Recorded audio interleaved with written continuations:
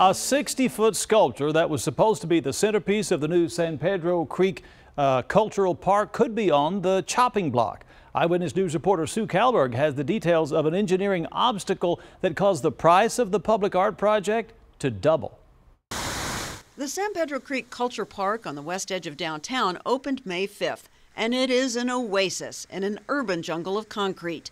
But the park's signature piece of artwork that was supposed to be in place by opening day hasn't even been built yet.